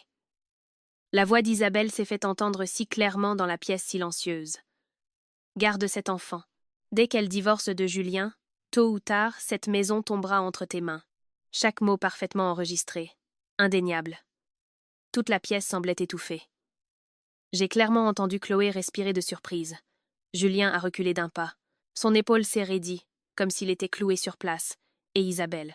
Son visage est passé du rouge au livide en quelques secondes. Ses lèvres bougeaient, ses yeux étaient écarquillés. Elle regardait l'écran, comme si elle ne croyait pas que sa propre voix pouvait être entendue si clairement. Chloé était livide. Peut-être que ce n'est qu'alors qu'elle a eu vraiment peur, car ce qu'elle avait caché jusqu'à présent derrière le masque de la belle-mère aimante était maintenant exposé à la lumière crue de la pièce. Si sale qu'il n'y avait plus rien à quoi s'accrocher, Isabelle a bégayé. Sa voix n'était plus aussi aiguë qu'il y a un instant. « Non, ce n'était pas comme ça, maman. Je parlais juste en colère. J'ai éteint la télé, je me suis retournée et je l'ai regardé droit dans les yeux. Chaque mot était lourd comme une pierre. Il s'est avéré que ce n'était pas seulement de l'infidélité. C'est un drame dont maman est la réalisatrice. » Isabelle a ouvert la bouche pour parler à nouveau, mais aucun mot n'est sorti de sa gorge. Son autorité et son attitude toujours juste, qu'elle avait utilisées jusqu'à présent pour m'écraser, se sont maintenant brisées en morceaux. Je me suis soudainement souvenu de ses allusions sur le sacrifice de la belle-fille, sur l'apparence des femmes, sur la maison que l'homme devrait gérer. Il s'est avéré que tout cela n'était pas des conseils, mais des étapes pour préparer le terrain. Alors Julien a semblé vraiment sortir de sa torpeur. Il a levé la tête. Il a regardé sa mère, ses yeux pleins d'une confusion pitoyable. Je ne l'avais jamais vu regarder Isabelle comme ça, comme un enfant qui découvre pour la première fois que sa mère, en qui il avait confiance jusqu'à présent, se tenait en fait d'un tout autre côté. Sa voix tremblait. « Maman, maman, tu m'as aussi utilisé ?» Isabelle a immédiatement regardé son fils aîné. Peut-être parce qu'elle était acculée, elle ne pouvait plus maintenir son faux calme. Ses yeux étaient exorbités, ses lèvres tremblaient, mais ces mots étaient tranchants comme un couteau. Pour qui je fais ça? Pour cette famille, pour ton avenir. Dès que cette phrase a été prononcée, toute la pièce a semblé se glacer. Il n'y avait plus rien à dire. Elle l'a admis elle-même.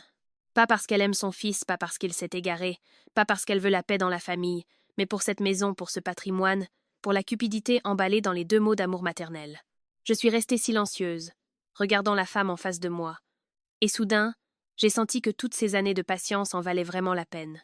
Si aujourd'hui je ne m'étais pas réveillée, si je n'avais pas gardé les preuves, si je ne les avais pas laissés se démasquer les uns les autres, j'aurais être vécu toute ma vie sous le contrôle d'une telle femme, et j'aurais été forcée de croire que toute sa cruauté était pour le bien de la famille. Mais non. Arrivée jusqu'ici, je savais une chose très clairement. La famille, qu'ils avaient toujours appelée leur foyer, ne m'avait en fait jamais réservé de place respectable. Et depuis qu'Isabelle avait prononcé cette phrase, son vrai visage s'est révélé encore plus éhonté que celui de n'importe qui d'autre dans la pièce. Dès qu'Isabelle a fini de parler, je savais que plus rien ne pouvait être résolu personnellement entre ces 4 murs. Plus ils couvriraient cette affaire sale, plus ils auraient d'occasion de déformer les faits. Plus je me retirerais, plus ils sentiraient qu'il y a une issue. J'ai posé la télécommande sur la table, j'ai pris mon téléphone, et j'ai passé un court appel à un avocat âgé, une connaissance de mon défunt père. Je n'ai dit qu'une seule phrase. « Maître Dubois, pourriez-vous venir à mon appartement maintenant? J'ai besoin d'un témoin. » Il y a eu un instant de silence de l'autre côté, puis une courte réponse. « J'arrive tout de suite. » Après avoir raccroché, j'ai ouvert le groupe WhatsApp de la famille élargie du côté de mon mari. Le groupe, qui était toujours animé à chaque événement, comme si tout le monde s'aimait. J'ai tapé rapidement, sans détour. « J'invite tous les oncles, tantes, messieurs et dames, à venir à mon appartement ce soir. Il y a quelque chose qui doit être clarifié une fois pour toutes. » J'ai relu une fois, puis j'ai appuyé sur le bouton d'envoi. Le message venait à peine d'afficher « Envoyé » que la pièce derrière moi semblait devenir de plus en plus froide. Isabelle, réalisant mon intention, s'est immédiatement avancée. « Tu es folle » a-t-elle grondé. Sa main a essayé de prendre mon téléphone. J'ai esquivé, puis j'ai repoussé sa main. Le coup n'était pas fort, mais si ferme qu'elle en a été elle-même surprise. Je l'ai regardée droit dans les yeux. Ma voix était froide et claire. « Maman, vous aimez les solutions internes. Je suis désolée. Mais une affaire aussi sale doit être mise au grand jour pour que les gens en tirent des leçons. » Chloé était assise mollement sur la chaise. Son visage était livide. Julien a fait un pas en avant. Sa voix s'est approfondie, essayant d'être retenue. « Sophie, n'envenime pas les choses. Si des étrangers l'apprennent. » J'ai immédiatement coupé court. « Des étrangers? J'ai été ta femme pendant 6 ans, et ce n'est qu'aujourd'hui que j'ai vraiment compris qui est l'étranger. » Il ne s'est pas écoulé 1 heure que la sonnette retentissait déjà en continu. Un par un, puis par 2, les parents ont commencé à arriver, le visage tendu. Certains étaient encore en vêtements d'intérieur, certains dînaient. Certains, dès leur arrivée, ont immédiatement demandé « Que s'est-il passé pour que ce soit si soudain? Qui est malade? Pourquoi tout le monde a l'air d'une tragédie ?» En un clin d'œil, mon salon était bondé. Il n'y avait pas assez de chaises. Certaines personnes devaient s'appuyer contre le mur. D'autres se tenaient dans le couloir et regardaient à l'intérieur. L'atmosphère était si lourde. Je n'ai pas tourné autour du pot. Je me tenais au milieu de la pièce. Devant moi, Isabelle, Julien, Chloé et Luc. Derrière moi, les parents. J'ai dit lentement. Ce soir, j'ai invité les messieurs, les dames, les oncles et les tantes ici. Non pas pour humilier qui que ce soit, mais pour que désormais, personne ne puisse m'accuser d'envenimer les choses, de calomnier ou d'être irrespectueuse envers la famille de mon mari. Après avoir fini de parler, j'ai allumé la télé et j'ai joué les vidéos déjà sauvegardées une par une.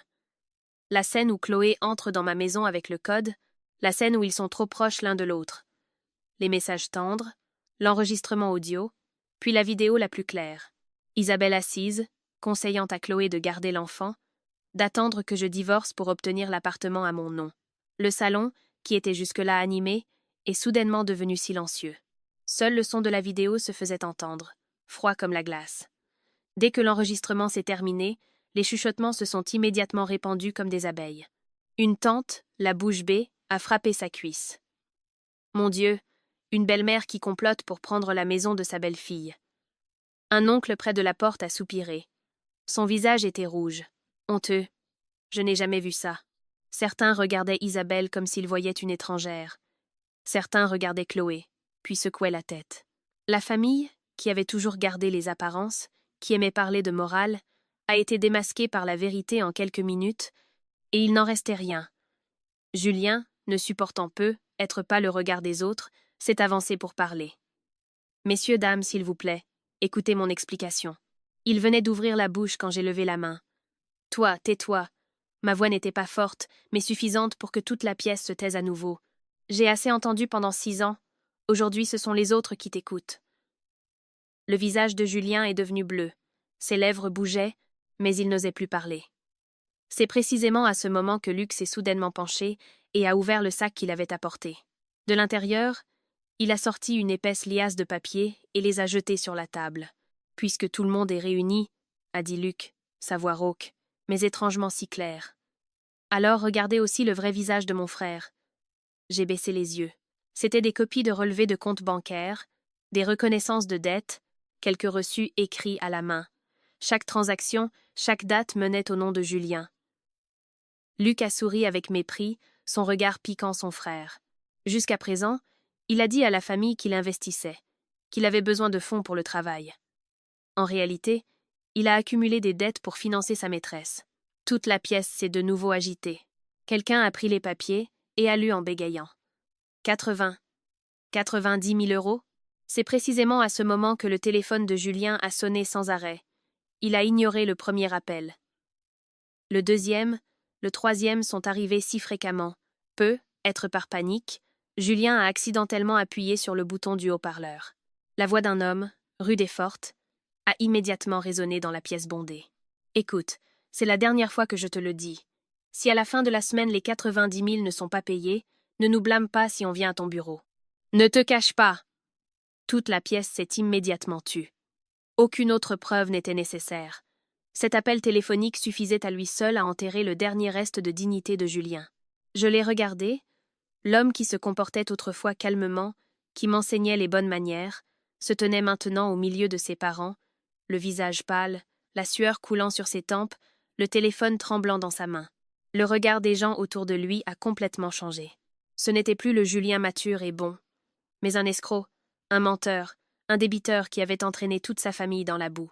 J'ai pris une profonde inspiration, puis j'ai prononcé la dernière phrase. Lentement, mais avec une telle fermeté que chaque mot semblait s'enfoncer dans le sol. À partir d'aujourd'hui, Julien n'est plus mon mari. Et pour ceux qui ne m'ont utilisé que comme une échelle pour monter plus haut, je me suis arrêtée un instant. J'ai regardé droit Isabelle, puis j'ai jeté un coup d'œil à Chloé. Je suis désolée, l'échelle est cassée. Personne ne pouvait dire quoi que ce soit. Seuls des soupirs lourds se faisaient entendre. Certains secouaient la tête, et le silence dense d'une famille qui venait d'être réduite en poussière par sa propre vérité s'est abattu sur la pièce, devant tout le monde. Je me tenais au milieu de la pièce. Je ne ressentais aucune satisfaction, seulement un calme froid qui traversait mon âme.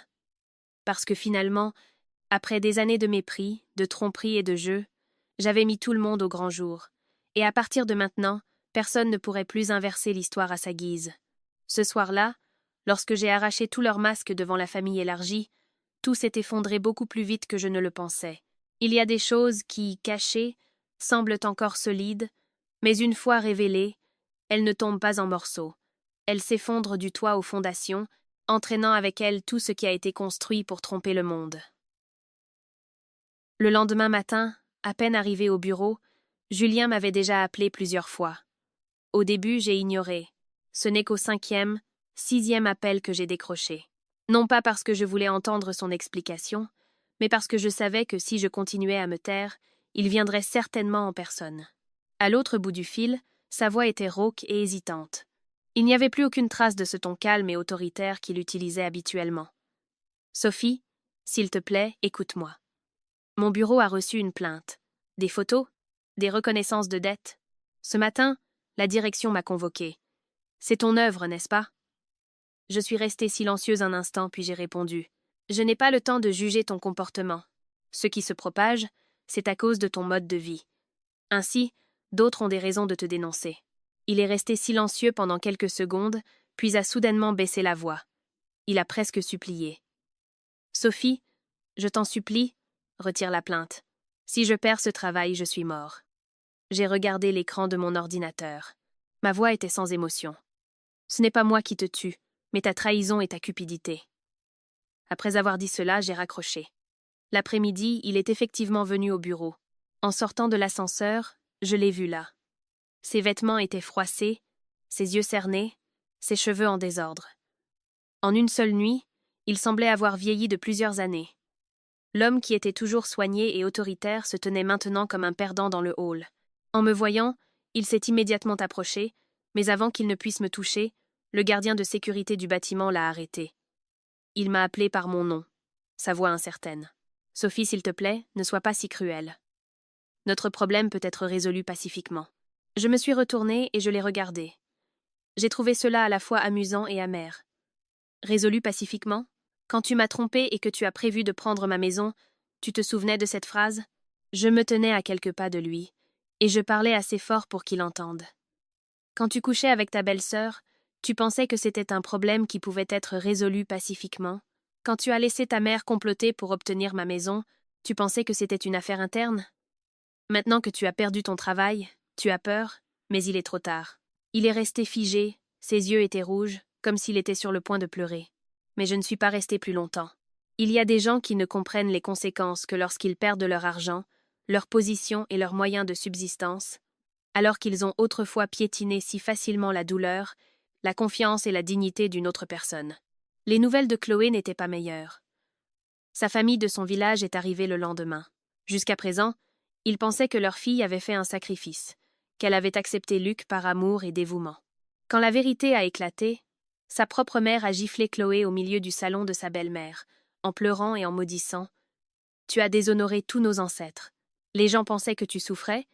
Il s'est avéré que c'est toi qui as commis le péché. » En entendant cette histoire, je n'ai ressenti aucune satisfaction.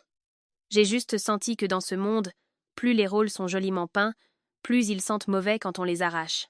À partir de là, Chloé n'avait presque plus rien à quoi s'accrocher. Enceinte, son état mental s'est complètement détérioré. Selon les nouvelles, elle s'asseyait souvent dans sa chambre, riant puis pleurant.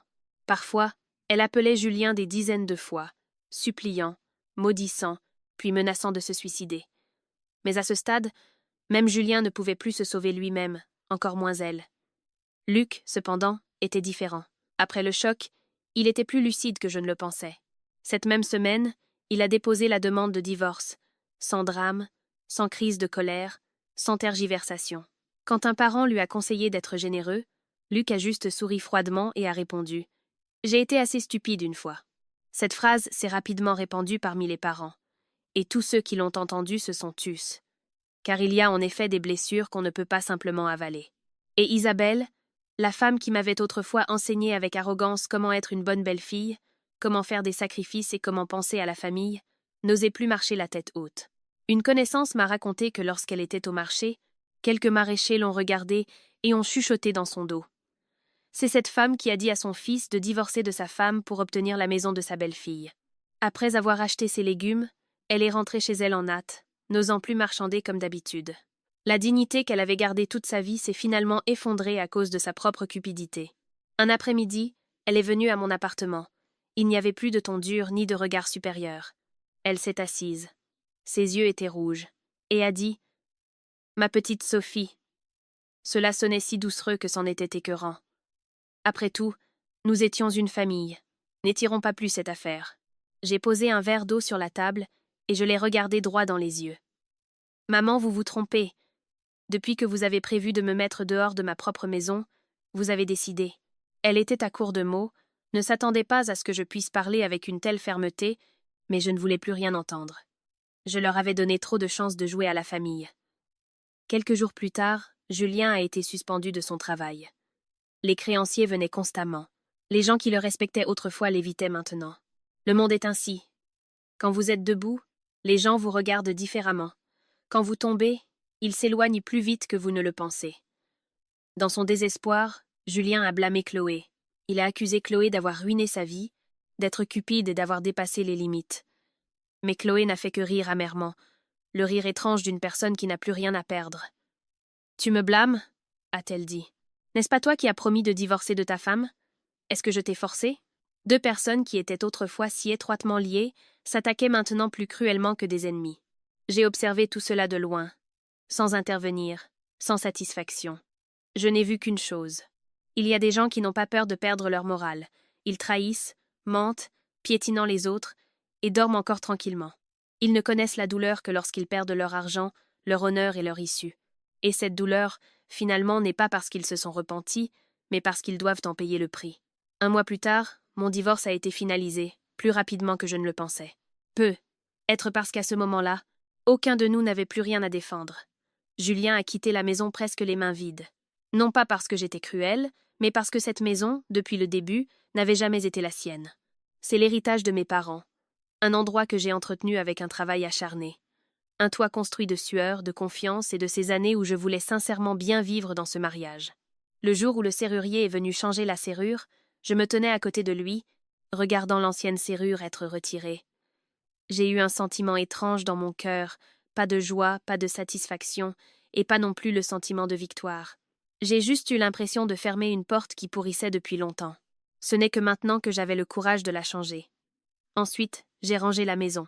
Les verres assortis, la parure de lit achetée pour notre anniversaire de mariage, le vieux blazer qui pendait encore derrière la porte, et même quelques photos des anciens jours qui semblaient heureux. J'ai tout rassemblé dans une boîte. Parfois, en essuyant la table ou en rangeant les livres, je m'arrêtais soudainement et je réalisais que cette maison était devenue plus spacieuse, plus lumineuse, mais aussi plus silencieuse. La douleur était toujours là, seulement elle ne bouillonnait plus comme avant. Elle s'était décantée, cachée, et était profonde, comme une blessure qui ne saigne plus, mais qu'on ne peut pas encore toucher. Luc a déménagé peu de temps après pour suivre une thérapie psychologique. La dernière fois que nous nous sommes vus, il n'était plus aussi combatif que cette nuit-là. Il était assis sur la terrasse. Il semblait plus mince. Ses yeux étaient cernés, mais clairs. Avant de partir, il s'est tourné vers moi et a dit tristement « Il s'est avéré que dans cette famille, Sophie était la plus saine d'esprit. » Je ne savais pas quoi répondre. J'ai juste hoché la tête doucement. Je ne me sentais pas plus saine d'esprit que quiconque. J'étais juste une personne acculée qui n'avait pas d'autre choix que d'être saine d'esprit. J'ai entendu dire que Chloé, après une violente dispute, avait accouché prématurément. Le bébé a survécu, mais était faible. Il a dû être soigné en couveuse pendant longtemps. En apprenant la nouvelle, je suis restée silencieuse un instant. Il y a des choses qui, lorsqu'elles arrivent à leur fin, on n'a plus la force de les haïr. J'étais en colère contre les adultes, contre le calcul, la cupidité, le désir qui font que les gens oublient ce qui est bien et ce qui est mal. Mais cet enfant n'est pas coupable. Il est venu au monde au milieu d'une saleté qu'il n'a pas choisie. En pensant à cela, mon cœur est devenu lourd. Être qu'à la fin, ce ne sont pas ceux qui ont été trahis qui souffrent le plus, mais ces petits êtres qui sont entraînés au milieu des erreurs des adultes sans pouvoir comprendre ce qui se passe. Isabelle, après la série de chocs, est tombée malade. Beaucoup de gens connaissaient cette histoire. Certains m'ont conseillé de pardonner, de me souvenir des bonnes choses du passé et d'être un peu plus indulgente. J'ai entendu cela, et je suis juste restée silencieuse. Non pas parce que je n'avais plus de pitié, mais parce qu'il y a des blessures qui, bien que guéries à l'extérieur, feront encore mal à l'intérieur pendant longtemps. Je ne peux pas me venger, je ne peux pas maudire, je ne peux pas pousser plus loin, mais cela ne signifie pas que ce qui s'est passé n'est jamais arrivé. S'il y a de la pitié, cela n'efface pas les souvenirs. Et parfois, garder ses distances est le meilleur moyen de ne plus se faire de mal. Un après-midi, vers la fin du mois, lorsque le soleil ne tapait plus si fort, j'arrosais les plantes sur la terrasse quand j'ai entendu un appel doux depuis le portail.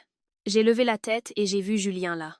À peine plus d'1 mois s'était écoulé, mais c'est comme s'il avait vieilli de plusieurs années. Son corps était mince, son visage émacié, ses yeux profondément enfoncés, et la chemise qu'il portait n'était plus aussi soignée qu'avant. Il est resté longtemps à l'extérieur du portail, les mains jointes, n'osant pas entrer. Ce n'est que lorsque je me suis approchée qu'il a parlé d'une voix étranglée. Si seulement j'avais su m'arrêter à ce moment-là, je l'ai regardé. Cet homme était autrefois mon mari, l'homme à qui j'ai confié une grande partie de ma vie. Mais à ce moment-là, tel qu'il se tenait devant moi, il semblait plus un étranger qu'un souvenir. Je n'étais pas en colère, et je n'étais pas émue, j'étais juste triste. Triste pour ce qui avait été perdu, triste pour quelqu'un qui était allé trop loin, si loin que lorsqu'il a voulu revenir, derrière lui, tout avait déjà brûlé. J'ai répondu lentement, sans élever la voix, et sans essayer de le blesser davantage. Le plus pitoyable n'est pas que tu aies fait une erreur, mais que tu aies fait des erreurs encore et encore pendant si longtemps et que tu n'aies jamais voulu t'arrêter, pas un seul instant. Julien a baissé la tête. Je ne l'ai pas entendu pleurer, mais j'ai vu son épaule trembler légèrement. Nous sommes restés ainsi pendant quelques secondes. Personne n'a plus parlé.